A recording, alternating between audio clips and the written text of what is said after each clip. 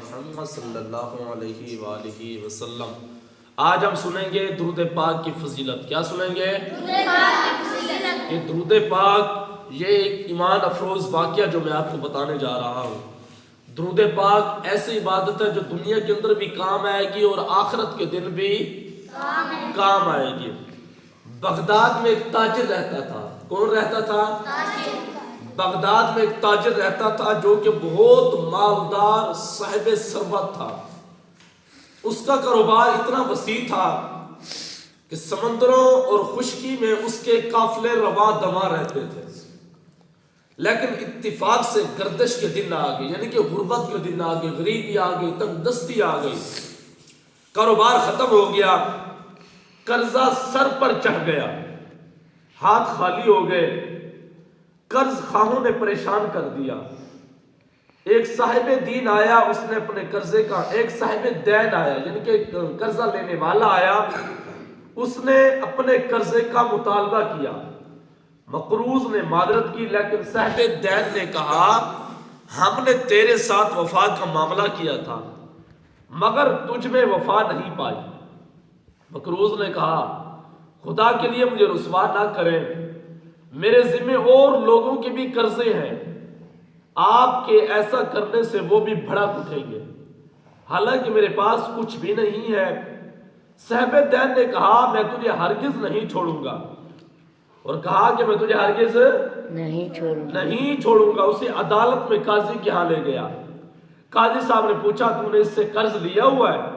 مقروض نے کہا ہاں لیا ہے، لیکن اس وقت میرے پاس کوئی چیز نہیں کہ میں ادا کر سکوں۔ قاضی صاحب نے ضامن مانگا، ضامن دو ورنہ جیل جاؤ۔ ضامن لینے کے لیے گیا مگر کوئی شخص ضمانت اٹھانے کے لیے تیار نہ ہوا۔ صاحب دین نے اسے جیل بھیجنے کا مطالبہ کیا۔ مقروض نے منت سماجت کی لیکن کسی کو رحم نہ آیا۔ آخر کار صاحب دین سے عرض کیا کہ اللہ کے نام پر مجھے آج رات بچوں میں گزارنے کی مہلت دے دی جائے، کل میں خود حاضر ہو جاؤں گا جیل میں، اور پھر مجھے بے شک جیل بھیج دینا، میری قبر بھی وہیں ہوگی، مگر یہ کہ اللہ تعالیٰ کوئی سبیل بنا دے، راستہ بنا دے۔ یہ سن کر صاحب دین نے ایک رات کے لیے بھی ضامن مانگا۔ مقروض نے کہا اس رات کے لیے میرے ضامن مدینے کے تاجدار ہیں۔ صاحب دین نے منظور کر لیا اور وہ مقروض گھر آ گیا، لیکن غمزدہ حد درجے کا پریشان دیکھ کر بیوی نے سبب پوچھا تو سارا ماجرا کیا سنایا اور بتایا کہ آج کی رات کے لیے آقا دو جہاں صلی اللہ علیہ وسلم کو ضامن دے کر آیا۔ بولو سبحان اللہ، ضامن دے کر آیا ہوں۔ بیوی جو کہ نہایت ہی بیدار بخت عورت تھی، اس نے تسلی دی کہ غم نہ کھا، فکر کرنے کی کوئی بات نہیں، جس کے ضامن رسول اللہ ہو وہ کیوں مغموم و پریشان ہوگا۔ یہ سن کر غم کافور ہوئے، ڈھارس بند گئی، رات کو درود پاک پڑھنا شروع کر دیا اور درود پاک پڑھتے پڑھتے سو گیا۔ جب سویا تو امت کے والی صلی اللہ علیہ وسلم تشریف لائے اور تسلی دی اور بشارت سنائی، میرے پیارے امتی کیوں پریشان ہے، فکر مت کر، تم صبح صبح بادشاہ کے وزیر کے پاس جانا اور اسے کہنا کہ تمہیں اللہ تعالیٰ کے رسول نے سلام فرمایا ہے اور فرمایا ہے کہ میری طرف سے 500 دینار قرض ادا کر دو، کیونکہ قاضی نے اس کے بدلے مجھے جیل بھیجنے کو حکم صادر کیا ہے اور میں اللہ تعالیٰ کے حبیب کی ضمانت پر آج باہر ہوں، اور اس امر کی صداقت کے مجھے رسول اکرم صلی اللہ علیہ وآلہ وسلم نے یوں فرمایا۔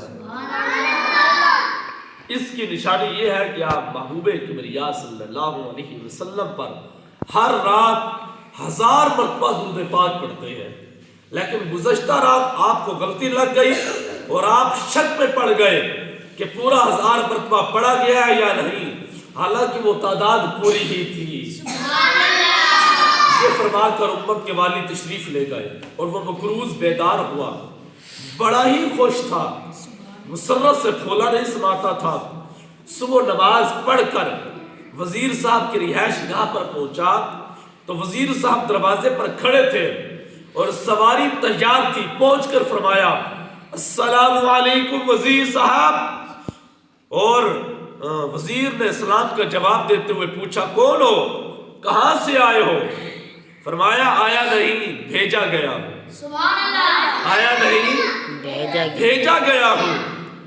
فرمایا وزیر نے استفسار کیا کس نے بھیجا ہے؟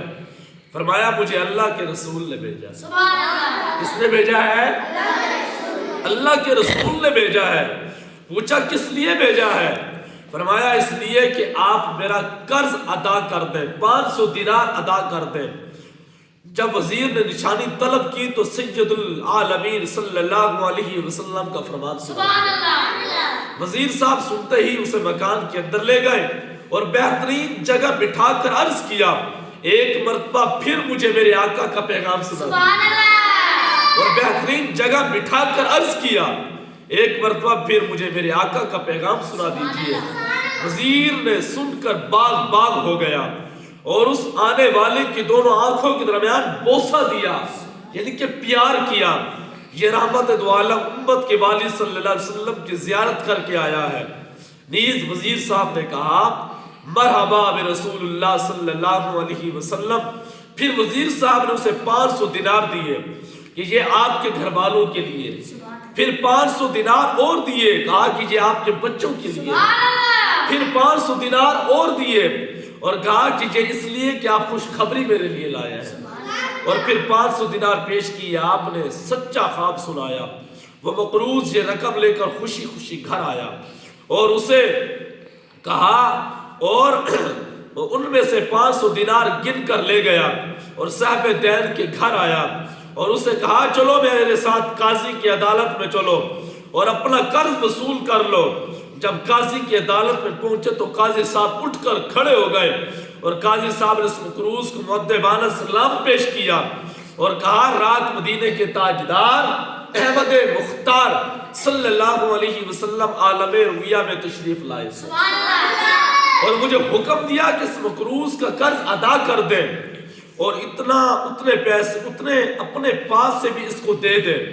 یہ سن کر صاحب دین نے کہا میں نے قرض معاف کیا اور 500 میں اس کو بطور نذرانہ پیش کرتا. سبحان اللہ. جس کا اس نے قرضہ دینا تھا اس نے اس کو معاف کر دیا. کیا کر دیا؟ معاف کر دیا. کیونکہ مجھے بھی سرکار دو عالم حبیب مکرم صلی اللہ علیہ وسلم نے یوں ہی حکم دیا ہے کہ وہ شخص خوشی خوشی گھر واپس آ گیا تو اس کے پاس 4000 دینار برکت 4000 دینار موجود تھے. برکت کس چیز کی تھی؟ درود پاک کی برکت. کس کی برکت تھی؟ درود پاک. مشکل جو سر پر آ پڑی تیرے ہی نام سے ٹلی. مشکل جو سر پر آ پڑی تیرے ہی نام سے ٹلی. مشکل کشا ہے تیرا نام تجھ پر درود اور سلام. سبحان اللہ. تو احباب عظیم محبت ہمیں چاہیے کہ ہم بھی حضور کی ذات پر محبت کے ساتھ درود پڑھا کریں. صلو علی الحبیب.